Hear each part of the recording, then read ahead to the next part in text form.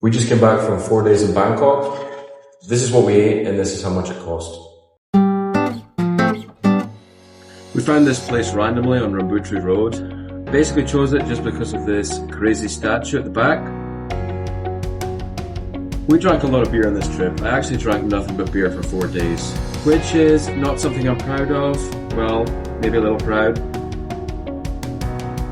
FYI, it turns out you can buy mango sticky rice on the street in Bangkok for 50 baht, which works out about $1.50 and it tastes the same. This place is also on Rambutri, but on the other side of the main road, Deco Bar. Here's the owner, there most days. My daughter continuing to get most of her calories from blended bananas.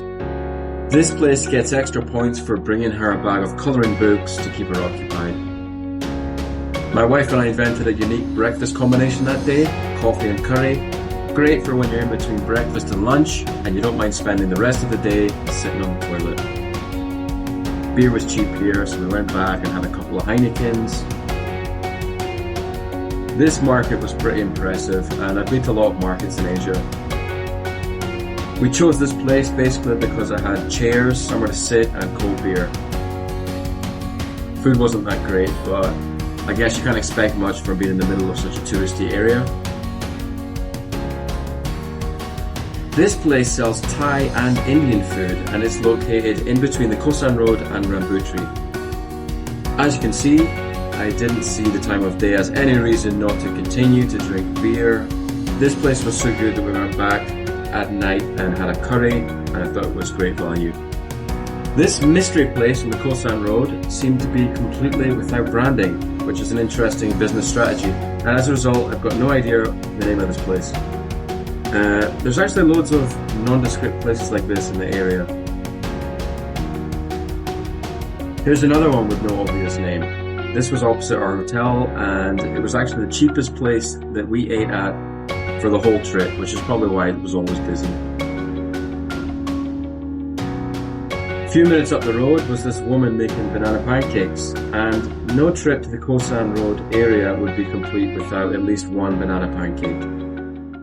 Basically, the cheapest food you're going to find is always going to be on the street. You can get mango sticky rice for like half the price as what you pay in the restaurant if you buy it on the street. You can also get really cheap pad thai, fried rice, and some random things like insects and corn on the cob, stuff like that.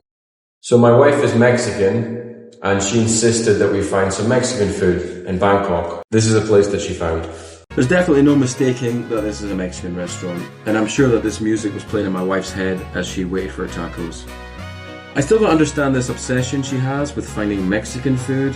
It would be like me looking for haggis, neeps and tatties everywhere we go, but alas. Here are her tacos, and here's how much they cost. So let's look at the cost of these tacos. Not only are these the most expensive tacos that I've ever bought in my whole life, they've added a service charge and a 7% tax onto the bill. I didn't see this anywhere else in Bangkok the whole time we were there. When you add these costs together, these tacos were $5 each. 2 tacos for $10. This style of taco is basically Mexican street food. We used to pay $1 for these on the street in Mexico. I ordered a burrito, and although it was insanely overpriced, at least it was also tiny. So the total for the burrito was $8.30 for the smallest burrito I've ever had in my life.